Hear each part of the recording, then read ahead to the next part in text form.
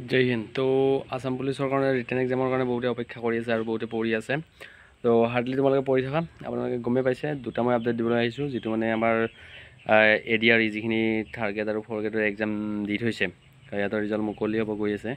আজি বাৰু 20 ফেব্ৰুৱাৰী আৰু মাজত আমাৰ হয়তো 15টা দিন আছে, যি গতিকে 7 তাৰিখৰ আগে আগে আমাৰ CM ছাৰে কৈছে যে ধৰি লওক আপোনাৰ ADRE যিখিনি মানে ধৰি লওক ৰিজাল্ট বাকী আছে, তো এইখিনি 7 তাৰিখৰ আগে আগে ফলাফল লাভ কৰিব বুলি কৈছে। তো এই 15 দিনৰ ভিতৰত আপোনালোকৰ ADRE থাৰ্ড গ্ৰেড ফ'ৰ্থ গ্ৰেডৰ এক্সামৰ ফলাফল মুকলি হ'ব। আৰু তাৰপিছতে হয়তো আমাৰ যিটো আমাৰ কাট অফ লিষ্ট থাকে আসাম পুলিচৰ ফিজিকেল, আপোনালোকে যিখিনি মাৰ্ক পাইছে তাৰ ওপৰত ভিত্তি কৰি যিটো এটা কাট অফ লিষ্ট ওলাব ৰিটাৰ্ণত বহাৰ কাৰণে, তো এইটো কাট অফ লিষ্ট হয়তো ওলাব পাৰে। আৰু তাৰপিছতে আমাৰ ৰিটাৰ্ণ এক্সাম হয়তো তাৰ 15 দিন বা 1 মাহৰ ভিতৰত আপোনালোকৰ অনুষ্ঠিত হ'ব পাৰে।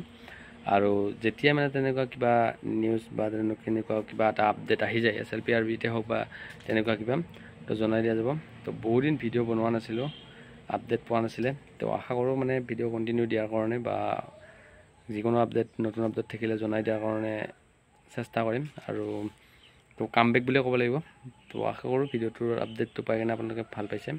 আৰু কোনে কিমান পুলিচত মাৰ্ক পাইছে আপোনাক কেটাগৰী ৱাইজ আপোনাক কমেণ্ট কৰি দিব, ঠিক আছে। বাকী আশা কৰোঁ সকলোৱে ভাল হৈছে আৰু সকলোৰে নাম আহক ৰিজাল্টত, আৰু আপোনাৰ কাট অফ লিষ্টত নাম আহক এটলিষ্ট ৰিটাৰ্ণত বহাৰ কাৰণে। তো ৰিটাৰ্ণত বহিব গ'লে বহুতে হয়তো চাকৰি পাব, ঠিক আছে।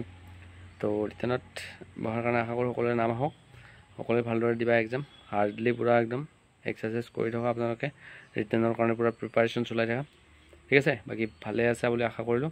জয় হিন্দ, জয় ভাৰত, জয় অসম।